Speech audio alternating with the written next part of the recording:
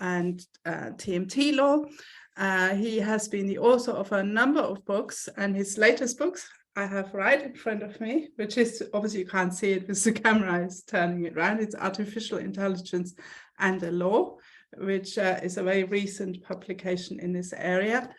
And so we'll have a lecture and followed by a discussion with a panel with professors from Queen Mary, CCLS. You will obviously know some of us, but I'll briefly introduce the panel as well. So we have Professor Chris Reed, who has been a professor at CCLS for a long time. He is one of the leading lights in the area of computer law, which he started back in the 80s when I was still at school. And he is now doing research on the ethics of artificial intelligence at the moment. Then we have Laura Edgar, who is a colleague, and she is teaching at the moment, or I think it's a summer module actually, on artificial intelligence and the law. And finally, myself, I'm also a professor at Queen Mary University of London. I'm a professor of internet law, so I've been teaching regulation of cyberspace, jurisdiction, and at the moment I teach cybercrime law. Obviously, some of you will be taking that module. And I'm doing some research at the moment on the regulation of online gambling, which obviously also has an artificial intelligence angle to it, the use of artificial intelligence for regulation. Without much further ado, I'll hand over to Rodney to deliver his speech. Thank you so much, Professor. It's such an honor to be here, needless to say.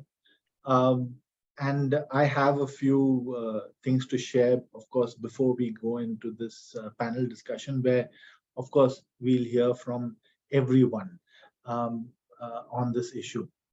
So I have my speaking notes mercilessly gathered a few slides just to give us a few things to talk about. I'm just going to go slowly with an introduction so that those who are not quite familiar with the progress we've made around the world, and of course, especially in India on technology law, and of course, its links to artificial intelligence, the development, and how it is all part of this system, and how there are some things perhaps that are so connected, so enmeshed, that it becomes important for us to look at them perhaps as connected, and of course in some ways as inseparable. So we will, or rather I will discuss the road to regulation, how we got here, a few of my personal thoughts on intelligence itself. I pray your indulgence on that. And then, of course, a few thoughts on the issue at hand, ethics, bias, the rules, how folks have attempted in the past to frame them. And then, of course, coming to the topic of the hour, lessons from privacy regulation, and indeed some of the core features of the EU GDPR and our Indian Honorable Supreme Court decision in Puttaswamy, which lays down the framework for us. So moving on, to set the tone of what we are going to talk about, and of course, how the internet is regulated.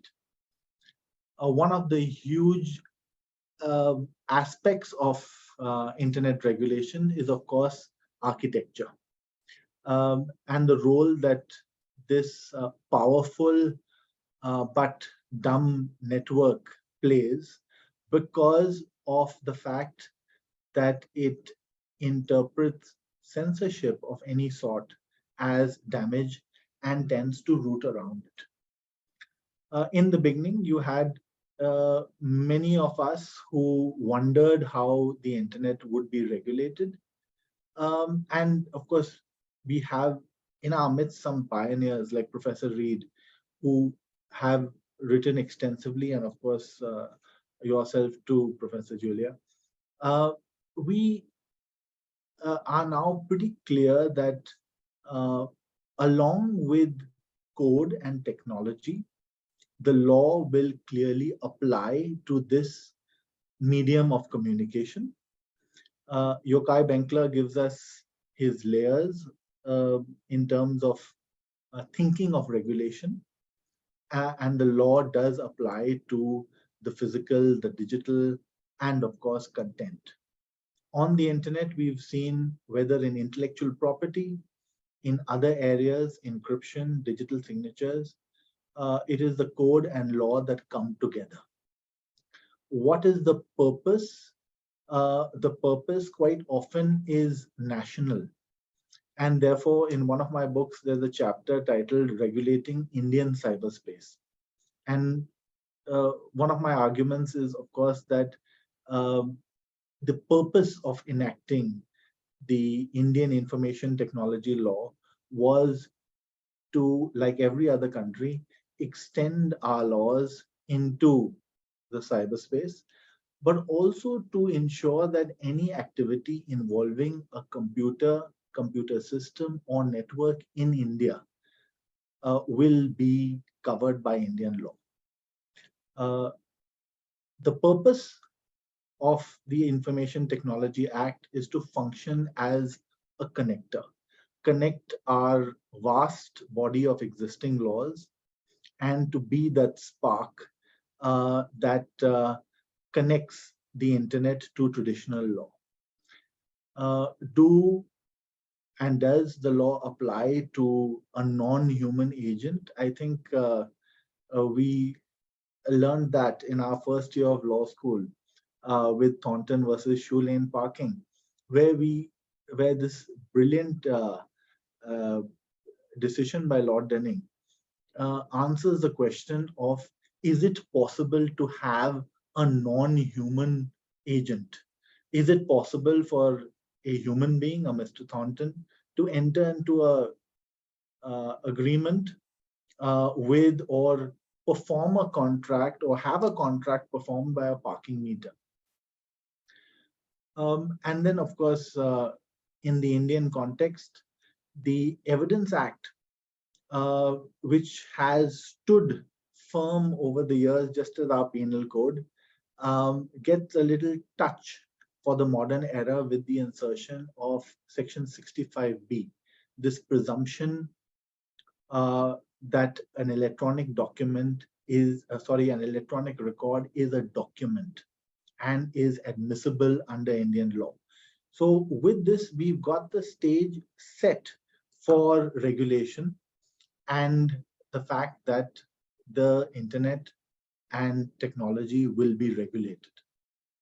One of the greatest and most interesting fictions of our time is, of course, the fiction of the intermediary. And Jeff Kosseff has a book titled The 26 Words That Created the Internet. Not quite created, but we do follow that Section 230, which is the subject matter of great debate at the American Supreme Court these days, is one of the most interesting fictions in our time.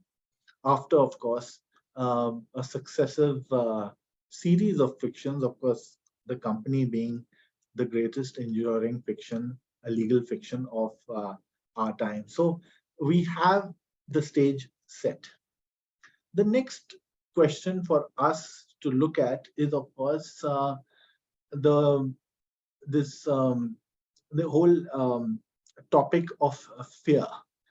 Fear coming directly from conquest, or rather defeat by machines.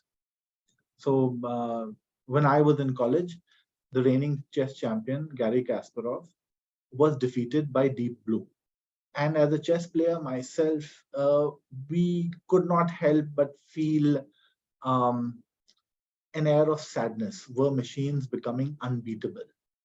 And the fact was that machines had by that era become unbeatable because of the sheer power of cognition. A machine like Deep Blue and of course its subsequent successors was able to remember every chess game in recorded history, which no human could come close to or even boast of that kind of a memory. So in sheer cognition, it was unbeatable.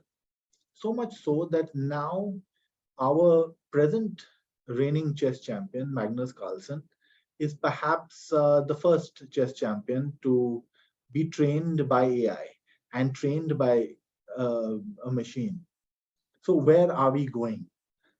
So one of the themes is, of course, this despondency when people talk about AI, that is the world being taken over and are we a match? But allow me to step back. In an interesting book called The Immortal Game, a professor of psychiatry, David Schenk, tries to answer the question, are great chess players born or are they made? And no prizes for guessing really that it's a combination of both. You take good talent, you nurture it, and you promote it. And we'll be touching this subject of promotion as we go along. What people proposed half a century ago, the famous Turing test, is now true to a great extent. A chatbot can, in many cases, successfully imitate a human. Which brings us to the important question of what is intelligence? And Howard Gardner, in his book Frames of the Mind, gives us um, his famous theory of there being multiple intelligences. Something that, of course, our Indian School Education Board would be well advised to read, because cognition or cognitive intelligence or memory power isn't the only thing that makes us intelligent. Quite important are uh, neuromuscular physical intelligence, emotional intelligence, and of course, the strange world of interpersonal intelligence. And why I call it strange is because it's not just one thing. There are great leaders, or there were in the past, Alexander, Caesar, but in terms of interpersonal relationships and interpersonal intelligence also, it's not just one thing. While Caesar led his men into battles several times and had a great bond with them, he famously, on the Ides of March, which happens to be today, could not recognize a plot in the Senate against him. Whereas you have his nephew, Octavian Augustus, who, without too much fanfare as far as battles are concerned, even his famous victory at Actium was actually a victory of um, Agrippa more than it was of his right-hand man and his general. But here you have two different types of interpersonal intelligence. So have we got a wrap around what kind of intelligence we are talking about? Are we sure that we only measure it through our parameters? So is intelligence beyond just memorizing data, looking at logical systems, retrieving data? And in that sense, machines will always be superior in this realm of what one would term unhuman or unhuman-like thinking. When we come to looking at what the rules should be, the most important, one of the most important at least, is to look at and understand bias. And by bias, I mean not negative things alone. Every form of preference and how it is actually a part of our everyday life, because it enables us to remember past decisions. In that form, it is also a shortcut, or it could be a lazy thing. Every time I, for example, have this preference for chocolate ice cream, which is a bias. It's, as I might argue or defend myself, a relatively harmless bias. It doesn't affect my personal or professional life in any way, as long as I'm not particularly grumpy when I don't get chocolate ice cream. So a lot of biases, a lot of preferences exist. The core feature for us as human beings is to understand that we are in our daily lives biased, and recognize that bias and work on it if it needs to be worked. Also, to understand that language itself can result in a particular bias, or as Wittgenstein famously said, it's not quite the precise tool that it's made out to be. So if I say that today is a wonderful day, and a colleague looks out and sees the day covered in darkness and raining and cloudy, he turn around and say, "What's so beautiful about this day?" It just happens that I love the rain, and I may have bought new gumboots and a nice new umbrella, and I'm really dying to go out and maybe even step into a puddle or two. So what is and what is a fine day, or who is to be labeled great, or better or worse still, the concept, the political concept of an empire. You've, in our Indian history, you've had successive empires, whether it's the Mauryan Empire or the Gupta Empire, the Mughals, and even the British had an empire. But obviously, the term empire does not correctly describe, apart from a few very broad and vague characteristics, doesn't tell you exactly what these political systems were all about. And if it was about power and control, well, it would take a horseback rider 3 to 4 months in the ancient times to get from Afghanistan, one end of the Mauryan Empire, to the capital. So you can imagine if there was a revolt or any other kind of naughty behavior by a governor at Kandahar, it would take at least 4 months for the erstwhile Mauryan emperor to come to know. So that's not the same thing as maybe another empire. We have to look at, therefore, the kind of language, the kind of bias that enters the mind of the programmer. What do I want? And do I, as an author, do I, as a creator, as a programmer, how do I deal with bias? Do I even recognize it at all? Roger Martin, in his book, The Opposable Mind, sorry, his name is missing from here, talks about our thinking, our human thinking, the ability to balance two opposing thoughts. And often I was reminded of when Jack Sparrow in the Pirates of the Caribbean tells Will Turner that Will, you can accept the fact that your father was a pirate and a good man. So, can a pirate be a good man? What are the characteristics of a good family man? And perhaps piracy is not one of the top attributes, but it gives you an insight into what we have to balance. The last point, decisions, whether we are instructing or teaching or creating AI systems, are these processes supported by reason?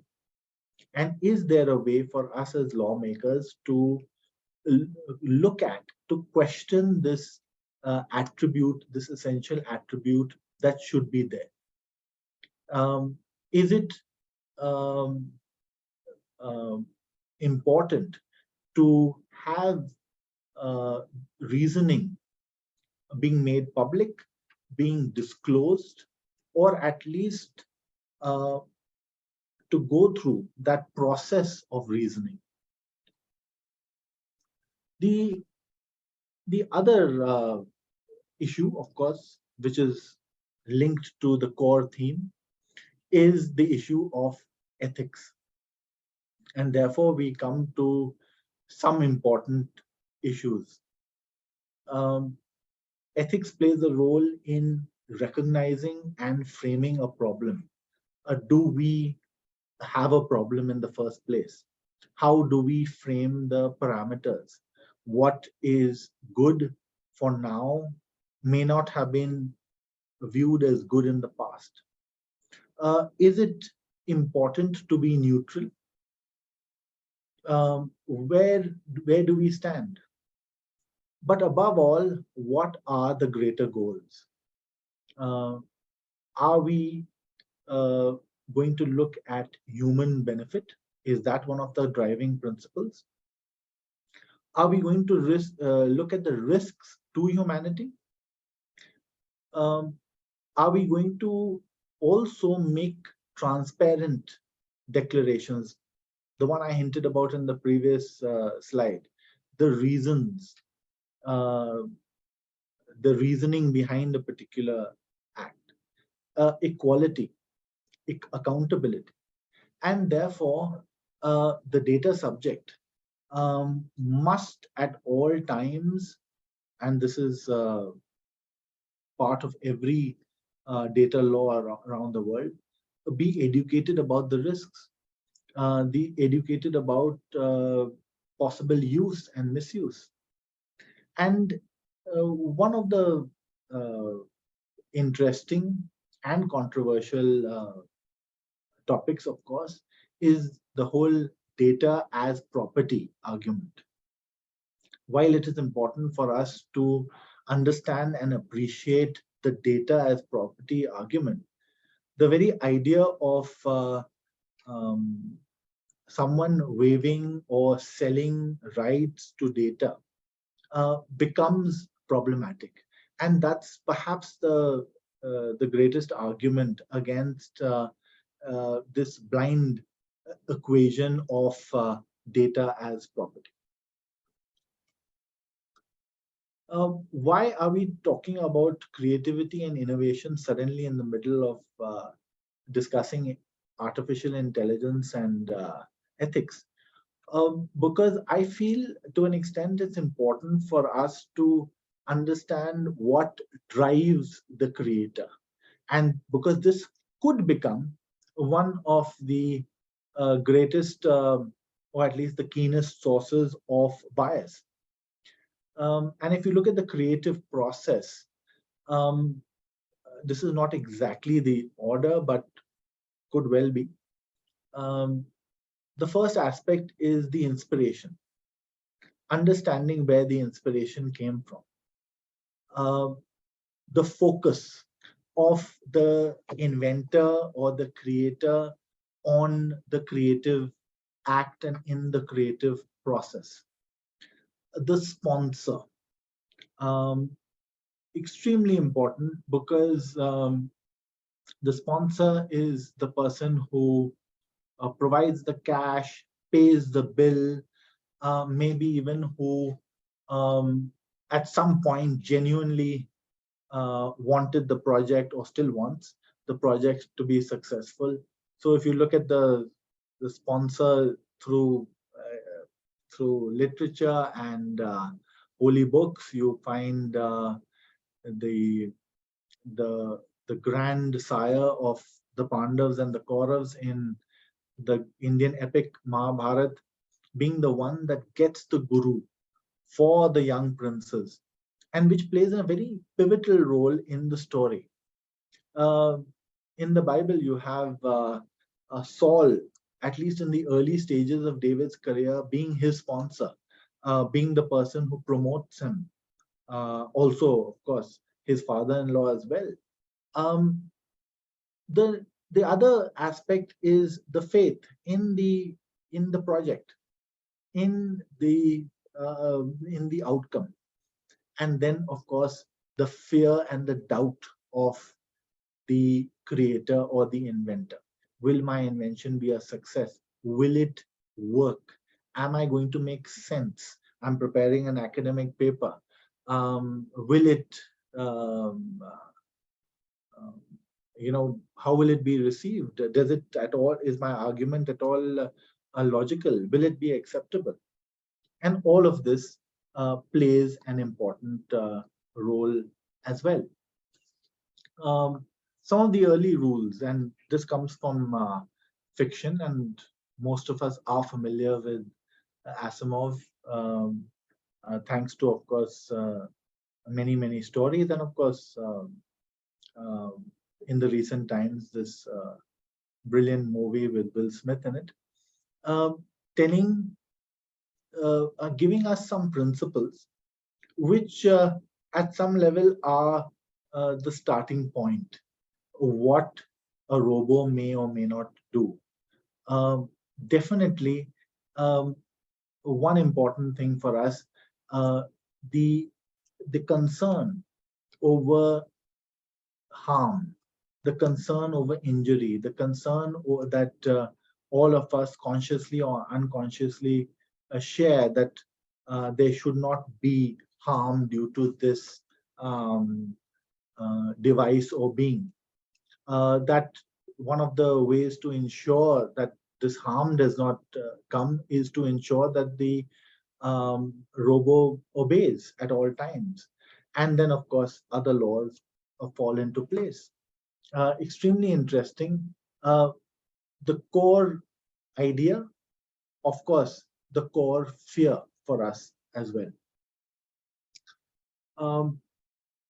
What have we been dealing with in our times? Excessive data, data plus metadata, data which I have forgotten about, that I cannot possibly remember. Where was I, for instance, on the 15th of March 2018 at 6 o'clock in the evening? For the life of me, I won't be able to tell. If a gun is put to my head, I wouldn't be able to, but my phone knows. My telecom service provider will be able to tell you. Who do I call most in the day? For the last 23 years, my wife thinks it's her. Is that true?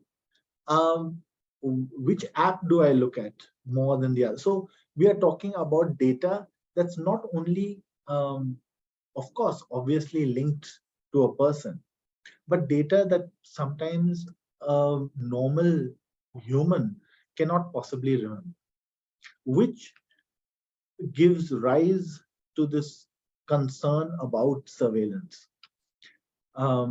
We in India have had this series of cases on privacy, all of them linked to surveillance, linked to sweet members of the law enforcement trailing a retired a rascal or crook who has given up the evil ways and has now settled down in domestic happiness or otherwise, and is now going to the market to buy cabbages and carrots, but is being followed by an honorable member of the law enforcement.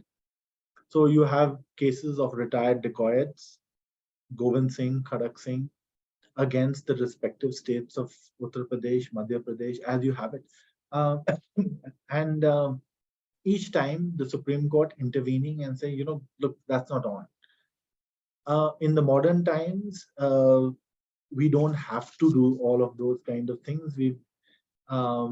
This gentleman has taken care of everything by taking his cellular phone out for a walk every time he goes out. The most interesting part, perhaps, in all of this data business is the analysis of data backwards in time. Data is being collected, and stored. It may not be problematic today even, but stored data when analyzed, and it could be analyzed out of curiosity, out of boredom. For example, we've all wondered whether, at least all good professors of English literature have wondered whether William Shakespeare wrote all of his plays.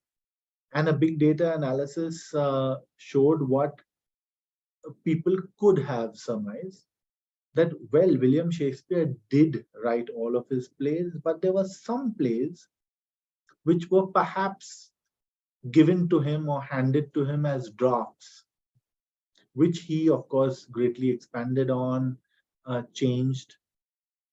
One could have guessed that, but we've got analysis thanks to the kind of tools available. You've got surveillance, not only at the government level, but like many thinkers in the recent times have said, at the economic level, at the e-commerce marketplace level, at probably every level. And the internet, which was supposed to be anti-regulation or free from law, became more and more under control, under surveillance, and the only thing that limited national governments from surveillance, perhaps at times, was the limit of their imagination. Because John Goldsmith and Timothy Wu in their book clearly demonstrate that if a national government wants to, they can control the internet with an iron hand. Which brings us to principles for regulation that we could use from a combination of the EU GDPR and our Supreme Court case in Justice Puthuswamy versus Union of India. Why is Justice Puthuswamy important? Because not only because it's not every day that 9 Supreme Court judges sit and deliver a verdict together, and it's a 9-0 verdict, and it says that privacy is not only a fundamental constitutional right, but in a way it is inseparable, inalienable, and perhaps well predates the Constitution itself. Had there been no Constitution, still there would have been a right to privacy, and that's pretty strong. So what are some of the privacy elements, some of the features that can be translated into the way we look at artificial intelligence and the way we look at how the law should look at so-called intelligence systems and how to regulate them. The first principle, of course, is individual control, the power to the individual, power to the data subject, to emphasize this privacy right, to emphasize this constitutional right, and therefore right to control. Things being transparent, things being easy to understand,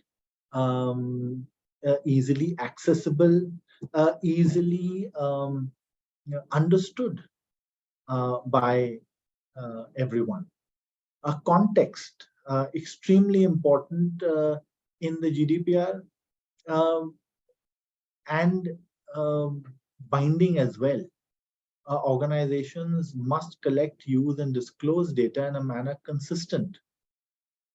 Security, secure and responsible handling of data, security as to the entire ecosystem. The access and accuracy paradigm as well, looking at the right to access, the right to correct data, rights that and the right and certain rights that may not be universally and easily translated, such as the right to erasure or the right to be forgotten. Responsibility as far as collection and accountability as well. So all of these give us extremely robust and powerful ideals and guidelines to follow when we look at regulation per se.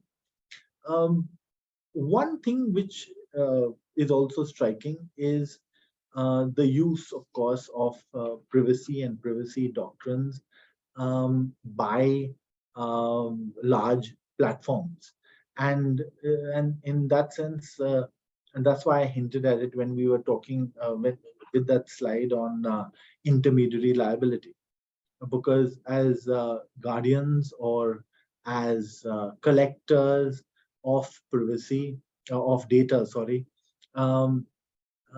intermediaries have become important in this this whole battle, this whole struggle, and there have to be ways to, of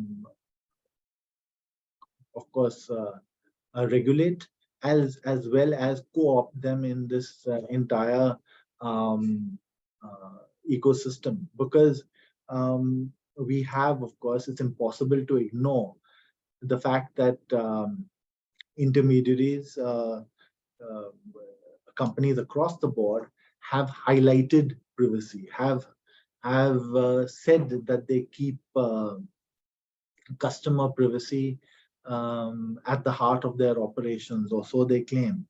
At the same time, it's more like a struggle which says that, well, you can't have my customer data, but I am free to, well, while I am protecting it, to also use that data in marketing and other tools. It reminds me of the old saying that, you know, the man or the person who guards the well will from time to time have an extra drink of water for himself. But this is quite more than the extra drink of water. So with that, I've kind of tried to make a few points. And at this time, we can maybe, depending on the chair, take a few questions, or you know, go straight into our panel discussion. Thank you all so much. Thank you very much, Rodney, for a really fascinating lecture, and I'm intrigued how you managed in just over half an hour to really tell the whole story of the development of IT technology, from the early questions on intermediary liability, and then now questions of AI and how AI in turn links in with data protection regulation, and questions such as autonomy and transparency and control, which in some ways are parallel but also exacerbated in this new world of AI. So while it's difficult to do this online, I wish we could all clap, but thank you very much. That's incredibly sweet of you. Thank you so much. So shall we, are there any questions, I suppose, if you want to take questions first? So if any of the participants, you can either put your question in the chat or Q&A. Sorry, we have a Q&A box. So if you put any questions in the Q&A box, which I'll monitor, I'll keep that open.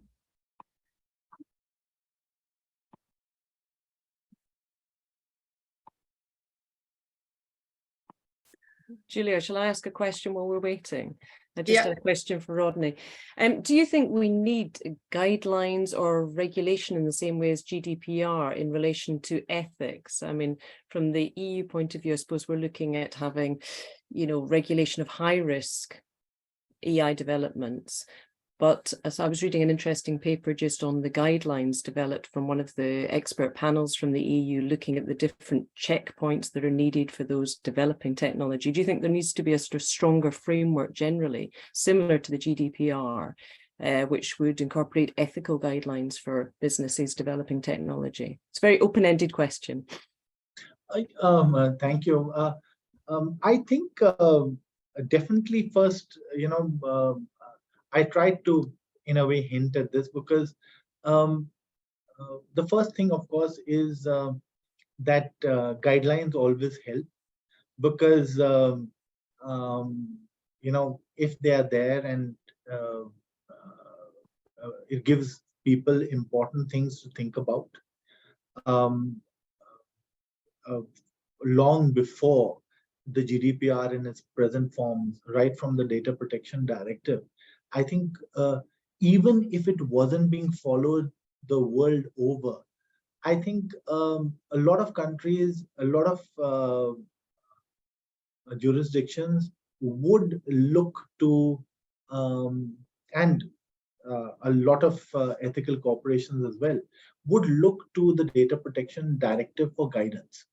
So the first point is, of course, in the absence of anything, to have guidelines always helps. It encourages people to think along certain lines. At the same time, I think one of the problems, at least that we faced, is that these guidelines need to be amended and restructured, rephrased sooner than we think. These are not matters that are going to endure necessarily for the ages. So from that perspective, lawyers and policymakers and people need to have an open and flexible approach. Yes, it's great. So what shall we actually go around the panel, I would say, and have a reaction, maybe coupled with a question. So if we three panelists do that, and then in the meantime, hopefully people will think of more questions to ask. There was one question just asking whether this is being recorded. Yes, it is recorded, and I believe it will be made available by the alumni team. So Chris, what your reaction, your questions? Oh, okay. I've got quite a long reaction, if that's okay, because I'm currently on sabbatical and I'm working on the question of AI fairness and reasonableness and how we might try to regulate those things. And this actually links in very nicely to this question about guidelines, which Laura posed, and also the whole of everything that Rodney's been saying. because one of the problems I think we have is in deciding what kind of regulatory structure we're going to adopt. I mean, I think it's fair to say that we're going to reach a point, in fact, we've probably reached it, when lawmakers are going to want to say AI must be developed and make its decisions fairly and ethically. Right? And we could just leave it there. But if we leave it there, the problem is that gives AI developers and users a real puzzle, because they don't know what fairness means. They don't know exactly how to apply ethics. There is a risk they'll be found in breach of the law. If they're found in breach of the law, major fines. So they're going to act very defensively. And we already see this in, say, the free speech arena, where companies who are made liable for the speech that's on their platforms would start taking down everything that they felt potentially gave rise to liability. So there's a real problem in deciding what kind of regulatory system we adopt. And it's tempting to take guidelines and kind of turn them into input rules, because there are essentially two approaches you can take. You can regulate the input to AI. You can tell developers the things they should be checking for, and maybe some ideas how they should be checking for them. And they produce a kind of checklist. They tick all the boxes, and therefore they've complied. And that's how we see a lot of data protection compliance working at the moment. There are lots of law firms and specialist data protection advisors who will give you a nice big checklist, and you tick them all off. In, say, the financial services sector, the financial regulators produce long lists of checklists. Again, you tick them all off, and then you complied. And it may be that your compliance is discovered not really to meet the spirit of the law, so we change the checklist. So it's a constantly moving target, but we never actually achieve fairness or lack of bias. We just achieve compliance with the checklist. The other way of doing it is to look at outcomes and to say, okay, did you achieve a fair outcome? But the problem with that is that we can't define what fairness means. I've been reading now for 4 months what philosophers and sociologists and economists and ethicists think that fairness means. And the consensus amongst all of them is we all know it when we see it, but we can't actually define it in a way that you could put into a law to tell people how to behave. Right? So there are lots of reasons why it's difficult. Rodney in particular mentioned context, and context is important. You know, the same decision, a decision between two people who are rich might be very different from a decision between two people, one of whom is rich and one of whom is poor. That context changes what's a fair answer and an ethical answer in that context. And one idea I've seen emerging, which I think is quite interesting, is the idea that maybe the most important thing that regulation could do is to require people who are developing and using AI to produce a justification for their choices about fairness and other ethical things that they've tried to build into their AI. And that would do two things. One is it would show the choices they've made, because every time you try to incorporate some ethical consideration into your AI, you are making choices. There are different ways of doing it. Just as one example, if you're trying to deal with bias, for example, you're always picking things to check for bias. So you're checking men against women, or people of color against white people, or rich people against poor people. And you can't check for all of them. So which ones are you choosing to check for? Why are you choosing them? What measurements are you using to measure whether there is inequality in the way they're treated? And all these things are choices that are being made silently by developers at the moment. And the idea is to get them to articulate those and to justify them. And that's a very similar concept to the data protection impact assessment, where you actually look at the potential outcomes of what you're doing and justify your data processing practices to try and show that you have thought about the potential outcomes and how you'll deal with adverse outcomes. And the other reason why these things are thought to be quite good is that there is a suggestion that there's actually a normative effect to making this justification. Once an AI developer or an AI user has said, this is what I'm doing, this is why I'm doing it, right? That will actually persuade them to act in accordance with that.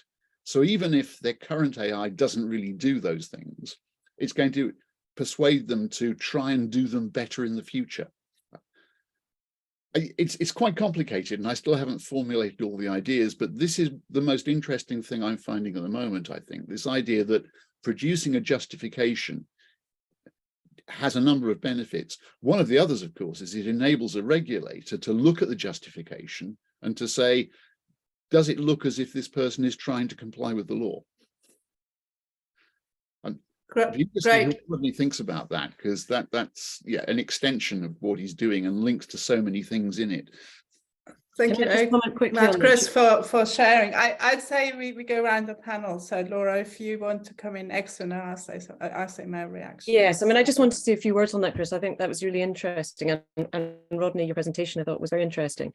I mean, I think one of the approaches is looking at assessing what the risks are. When those developing the technology are themselves assessing what the risks are, that's really important, and outlining what steps they've taken to mitigate those risks.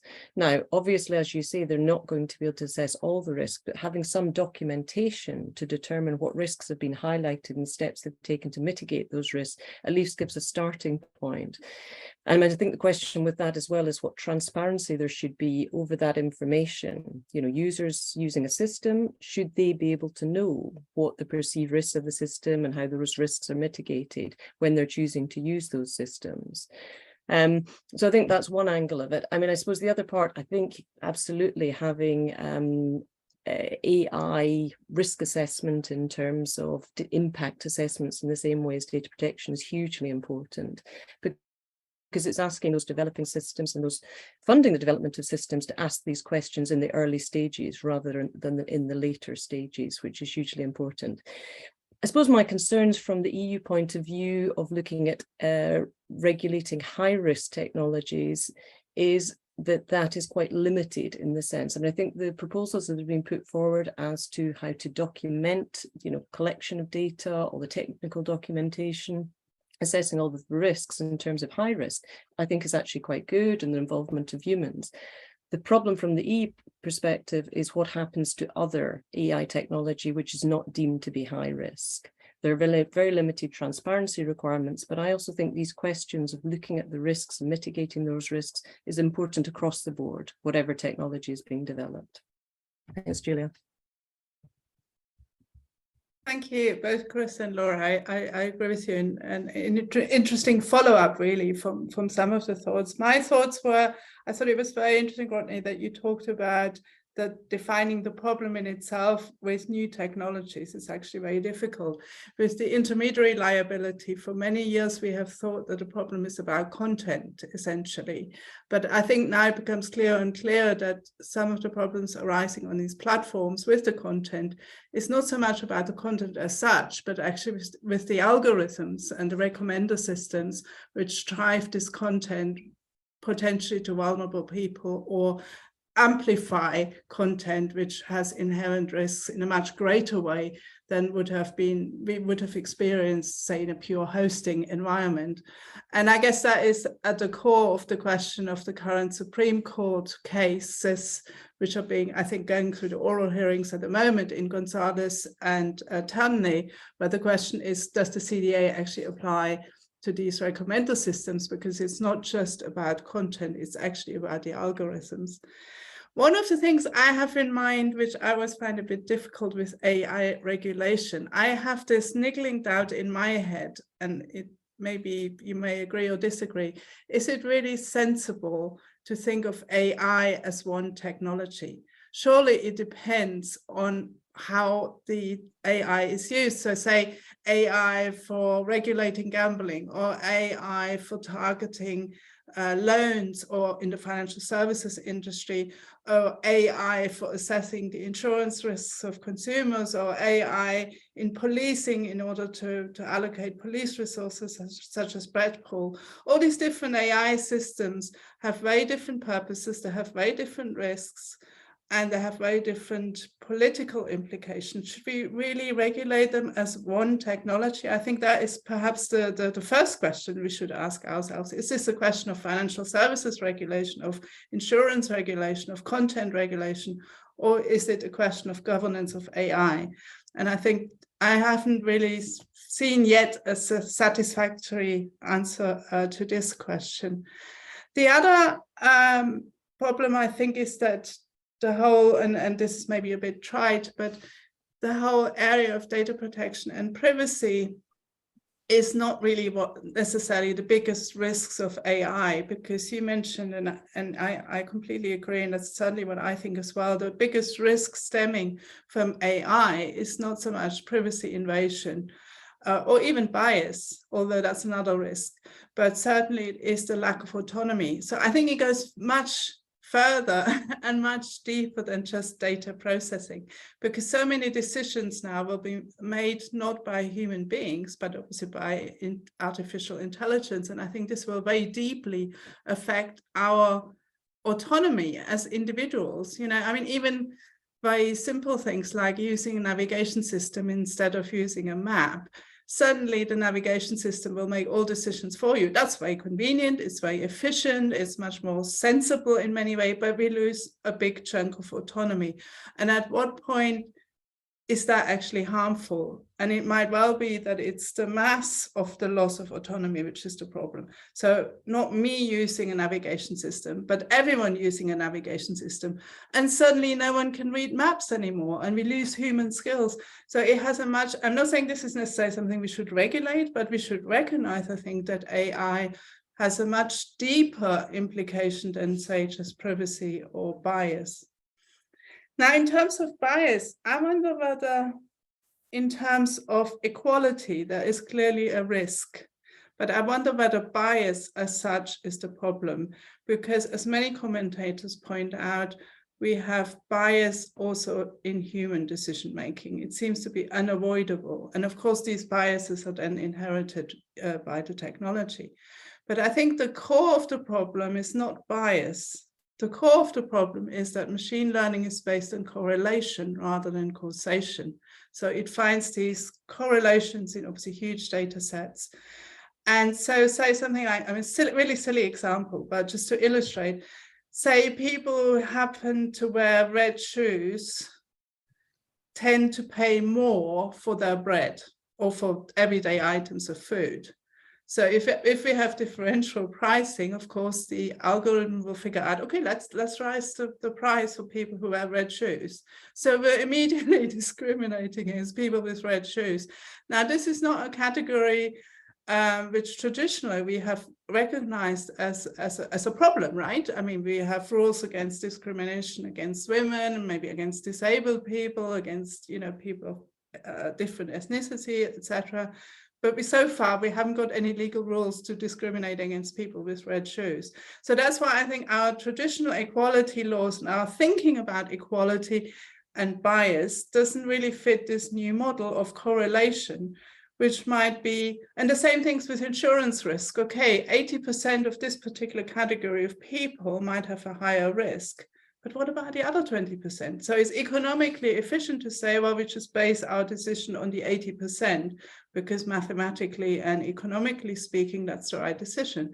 But it's actually then discriminating against the 20% where that correlation doesn't work. So I think that the question of bias is much more complex than just a question of discriminating against particular already recognized biases of human decision makers because of the correlation.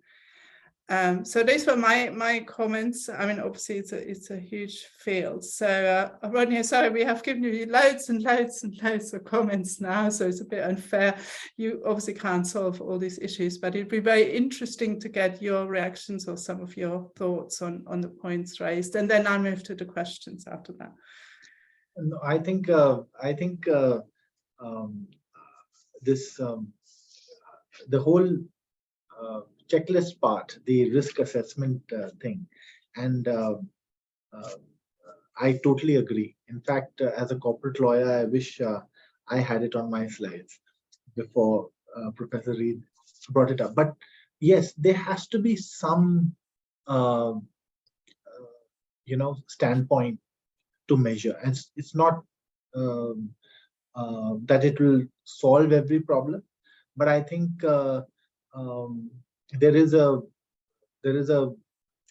power in risk assessment checklists. Maybe they have some kind of thing of their own. Of course, I fully agree with you. Bias is not just for the machines. I mean, I started, talking about the biases that all of us have. It's just that some of us are educated and trained or sensitized to be able to recognize them, to take creative corrective measures, and sometimes even to within limits, of course, to live with them as well, as long as they're harmless or relatively harmless.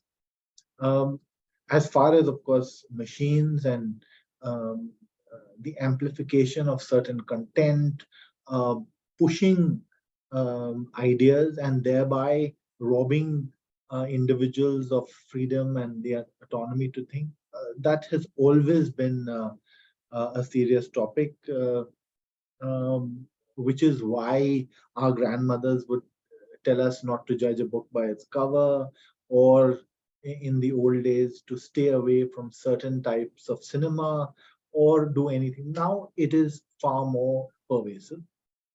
And I think that to that extent, there not only needs to be an idea of understanding risk or penal provisions, but also for to educate consumers, for them to understand the environment that they are now living in. For our generation to understand how to use. So the concept of this digital divide is not more about who has access to technology or who has access to technology tools, but who has the understanding of what technology can do, or what is being pushed, or are things being pushed at you. And all of these things need to be educated. It's a bit like the chess model. So while we accept that certain things will never be the same as before, that computers are now formidable chess players, it doesn't mean to say that human chess players cannot become better and better, or cannot use AI to become better versions of themselves, or the feedback loop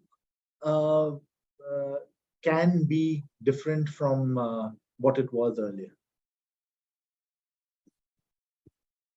Can I just come in before you go to the questions to pick up on that? Because that gave me a thought, and I wanted to also deal with one of the points made in there. It's a point that Laura made, and it's the point that Rodney just made about checklists and do we regulate inputs or outcomes, which I think is actually going to be the fundamental question that we're going to have to address here. Which regulatory approach are we going to take?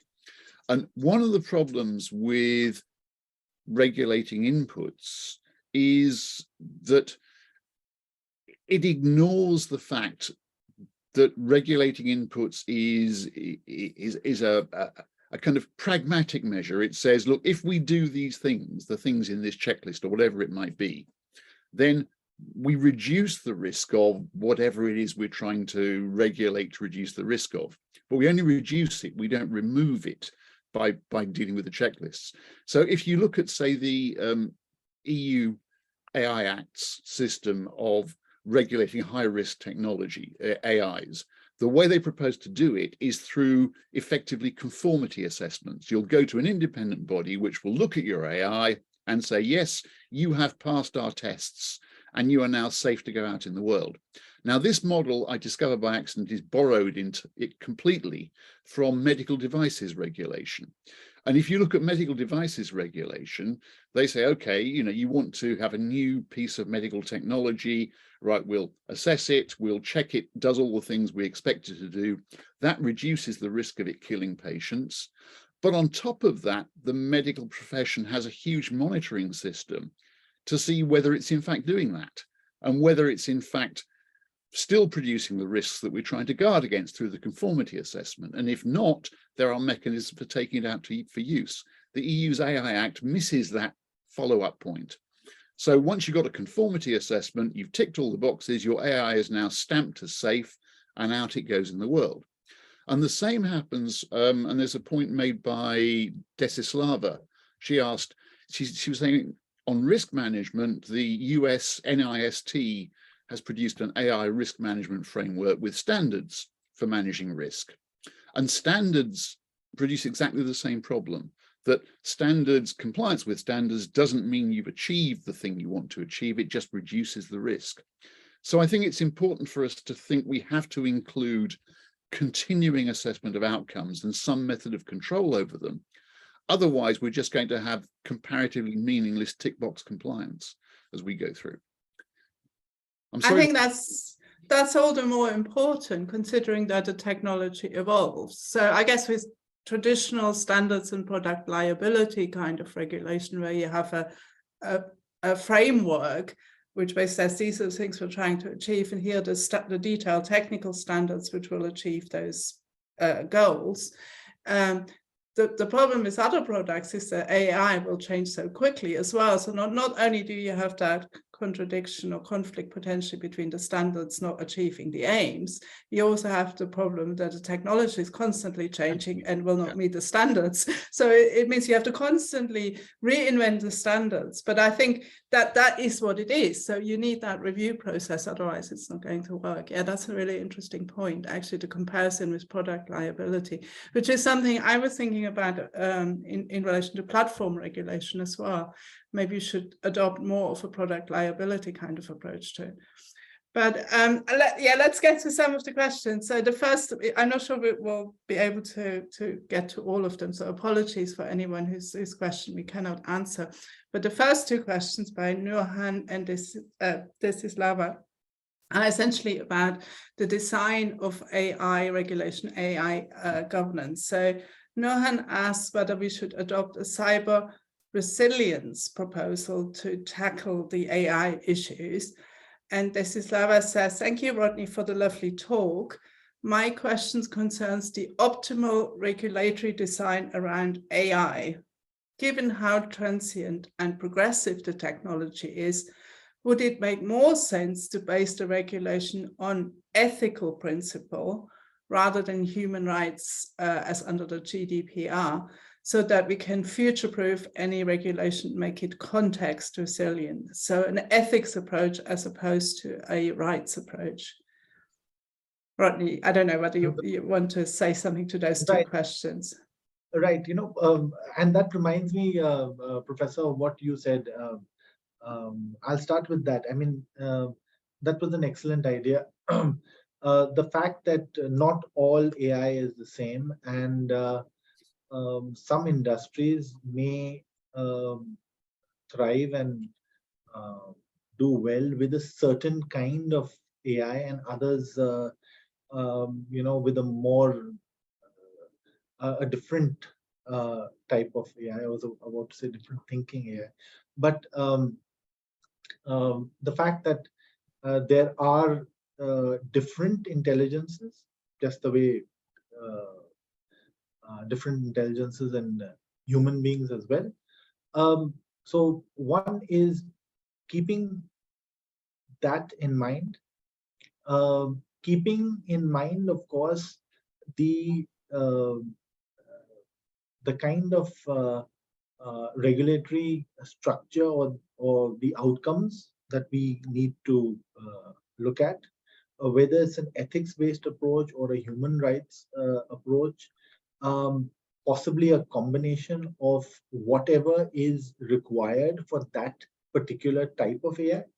it may be a little premature and ahead of ourselves to try and predict that, but it's definitely something that we need to keep in mind. So from that perspective, I think it's also very important for us to have this constant mode of reflection and amendments, because a lot is going to change, and of course the need is to act as quickly as possible. Which actually segues us very well to the next two questions asked by Lisa and someone anonymously. So Lisa asks actually more specifically about OpenAI and obviously the development of AI. So its openness in particular in relation to ChatGPT or DALL-E.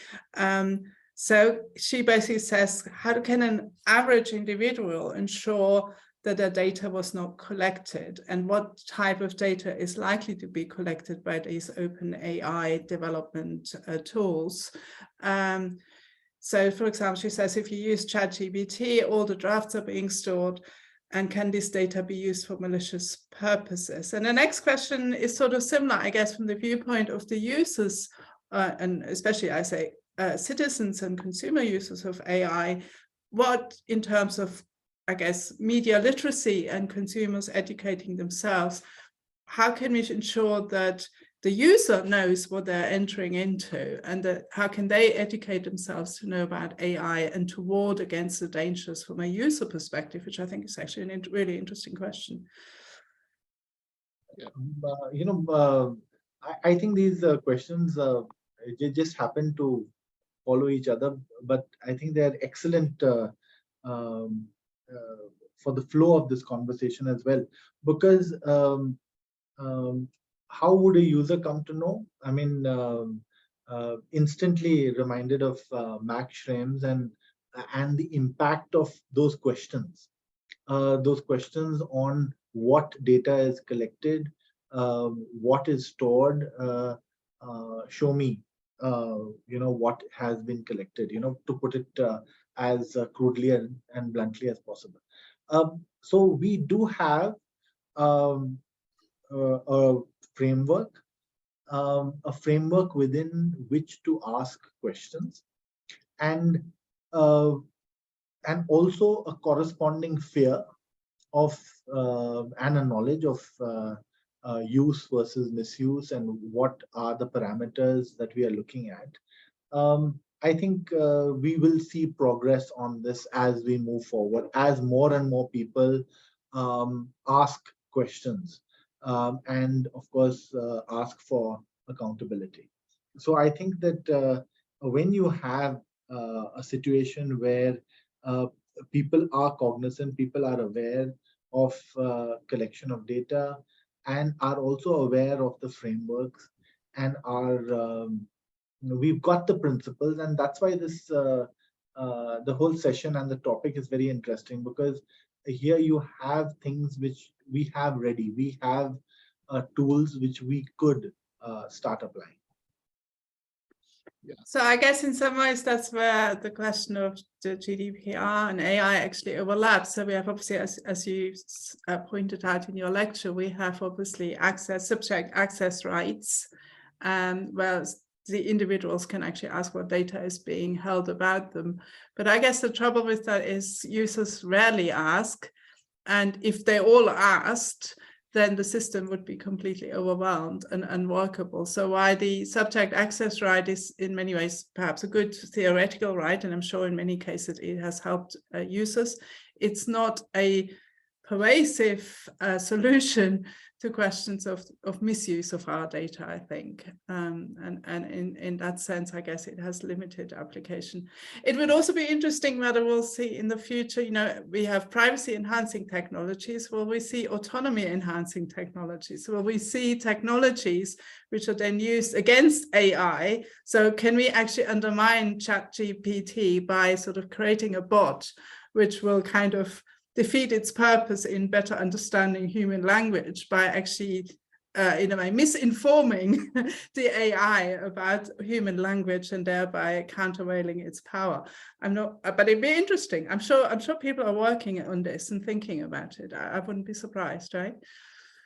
Yeah, well, certainly humans can undermine some things. I unintentionally undermined Facebook's advertising algorithm some years ago, and it just kept sending me adverts for food for my llamas and camels, and also for devices to check whether my pregnant cows were about to give birth. I have no llamas, cows or camels, but for some reason Facebook decided that must be the thing I wanted to buy, so it spent ages trying to sell it to me. I'm too random, I think, on social media. But one of the problems we have is that, and the ChatGPT example is quite a good one. What's ChatGPT going to collect? Eventually everything it can. And the idea of individual autonomy over that is just not realistic.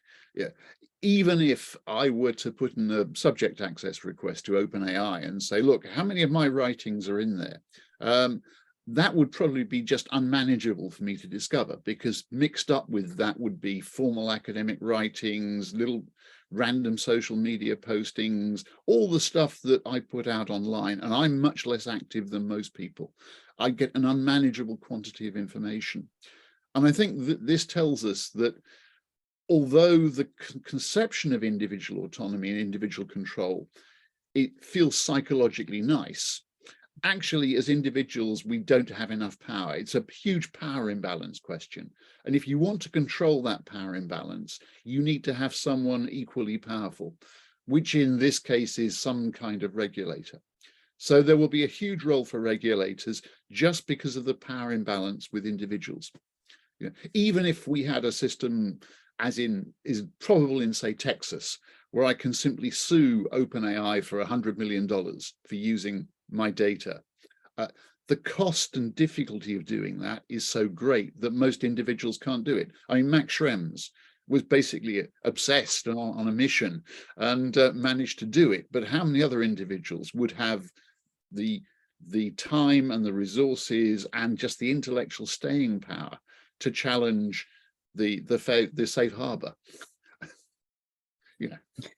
Yeah, there should be more Max Schremses in this world, but yeah, I guess there aren't, and that's the reality. So I'll go to one more question of our lovely audience. So Kashish Gupta asks whether the definitional uncertainty surrounding the term intelligence, understanding what intelligence is actually one of the issues in relation to regulating artificial intelligence.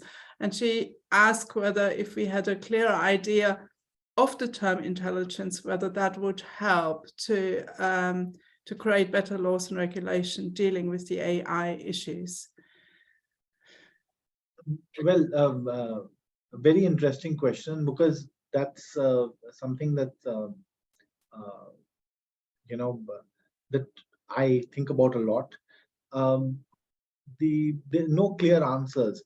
One is, of course, that we will have to live with different forms of intelligence online, just as you said earlier, Professor, and just the way we live with different forms of intelligence in the human world as well. So there's a muscular kinetic intelligence that sports folk have. There's interpersonal skills, and I even mentioned that interpersonal skills were also of a different type. There's no one set benchmark to say that this person is good with humans, because you can be good with one group of humans, whereas you can be terrible with another group of humans, or even reading or understanding human behavior. So I think that yes, we need to be aware of the different types. I don't, and here I venture something a little wild. I don't think that is something that we need to worry about. We just need to be cognizant of it. We need to understand that there's going to be multiple things, and we need to train our focus back on the issues that regulators and lawyers and all of us should be concerned about, which is fairness, ethics, harm, the potential of bias, appreciating and understanding bias. And again, I go into my favorite theme of appreciating bias, because it's not only negative, it's the way we are built and the way we are the way we are constructed. We do tend to like certain things. We do tend to take sides. I suppose if we randomly even saw a football match between, say, a team with red shirts and a team with blue shirts, I mean, we are bound to, after a point, favor some team or the other. So, as long as we know, as long, and the good thing about developments worldwide is that a lot of folks are thinking about things. A lot of folks are thinking about ethics, about equality, about bias. And once you start thinking about these things, it's something that is in itself powerful, even in the absence of regulation. And that's what Professor Reed even hinted at when it came to Max Schrems or somebody. It's just that we propel ourselves further. Yeah. I think there's a. Sorry, Chris. Oh no, okay. I was going to pick up on Rodney's point about focusing on the things that we're really interested in, like bias and fairness and equity and power and all the other things, because I think it doesn't really help us to inquire for these purposes about the relative intelligence of the AI that we're looking at, or the different type of intelligence it has. What's relevant is that the AI is making a decision which affects us, and we want that decision to be made properly, in the sense that we as a society understand what a proper decision of that kind should be like. And properly means focusing on those things that Rodney mentioned, the things that we require out of this kind of decision. And we cope with automated decisions. I mean, when I travel on the train, there's a machine that makes a decision whether I have a valid ticket or not. We're not asking how intelligent it is. We're simply saying, does it get it right? If it won't let me on and I've got a valid ticket, I ought to have some remedy. Okay. And then we have more complex decisions where we're asking more things than just, is it objectively correct? Like, is it fair? Or does it produce a decision that goes against my human rights, or whatever it might be? Those are the things we need to ask about and regulate. And the question of the AI's intelligence only really becomes important in two respects. One is, can we understand how it makes its decision well enough for our purposes? And number two, which is some distance away, is it now so intelligent that we have to treat it as an entity rather than as just a machine? And that one, there's a whole school of thought out there we don't want to go into in the last 5 minutes. So can I think in some ways, sorry, I'll go and then Laura. In some ways, I think intelligence is maybe a misnomer here. It's sort of, I guess most people think of intelligence obviously as something humans have, and then the assumption is that these machines have exactly the same intelligence as humans have. And I think that's where the misunderstanding comes in that of course they are not intelligent in the way that a human mind is, even so there might, we talk about neural networks, etc. So there's some analogies, but they're nothing more than analogy. And in fact, artificial intelligence, things such as language recognition or visual intelligence, works in very, very different ways than the human intelligence. And I think actually precisely that causes some of the problems, that we think machines are people and they should suddenly be liable, or they're like us, so therefore we have to give them human rights. And I think that's sort of debate, as Chris said, we don't have the time now to really go into it, but that doesn't really, I think, address the problems very well at all. Laura. Yeah, just very briefly following on from what Chris said, I mean, I think the third factor that's very important, obviously, is being able to challenge any decision. And in order to be able to challenge any decision, you need to understand how that decision has been reached.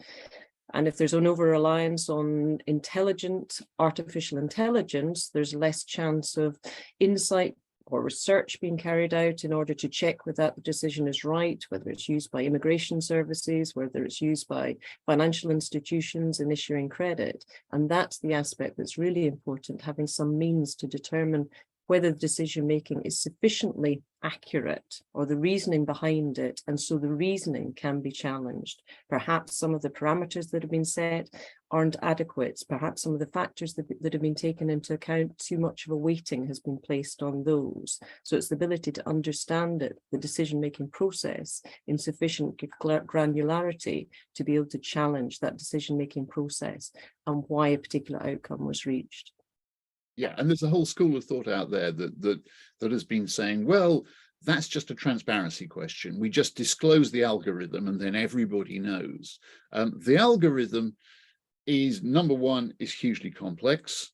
If it's an algorithm in the sense that decision trees, if this then else steps, there might be 1 million steps in a complex AI that's working in that way. And the other is the point that Julia made, that a lot work by pattern recognition. And the algorithm says this is how you do pattern recognition based on a training set, and that's it. There isn't a thing to a reasoning to explain. It recognized the pattern. So transparency on its own isn't enough. Right? It's much more complex than that. And I think that's partly also a misunderstanding, I think, between computer scientists and lawyers, because we have a discussion with computer scientists on explainability, and they of course then think of mathematical formulas and the algorithms and disclosing the algorithms behind and how the structure actually works. Whereas as a lawyer, that is actually irrelevant. We want to know the reasons on why we can challenge a decision which we think is unfair, which is a completely different question. So again, I guess that's the outcome or the output. We question the output on the basis of reasoning which lawyers need in order to decide whether something is fair or not, whereas the algorithm might make its decision on completely different criteria by simply looking at correlations and patterns. And it seems initially that the two actually are incompatible, but I guess the law would then say we need to reintroduce a degree of reasoning, even though the decision isn't based on the reasoning, but there should be a legal requirement that whoever is ultimately, whichever human entity is responsible for the decision, can give reasons for the decision. So we need to find a way of combining the two. And I think that is the challenge. And I think that's where the human decision maker then needs to step in and say, yeah, this decision is okay because you can actually rationalize it with these and these reasons. And maybe that's where regulation steps in, perhaps. We have now, I think inadvertently, but we have answered your question, Erin, because you actually asked exactly the question about transparency and how you can actually check the reasons based on which the AI has made the decision. So I hope that has answered your question. I'm afraid we've run out of time. I hope you join me in thanking Rodney and congratulating him for his excellent lecture, which has stimulated, I think, a discussion which is very thought-provoking. And I really have enjoyed this session. I hope you have too, and I hope at some stage in the future we can maybe repeat this and do a sort of similar format. So thank you very much, Rodney. It was a great honor to have you. Thank you so much. Thank you so much for the invitation. It's really, truly an honor to be here among all of you. And of course, to hear from you, I've been busy taking notes myself. So thank you so much. It's been great fun. Great. Thank you. So I will close the seminar and goodbye to everyone. Bye. Bye-bye. Bye-bye.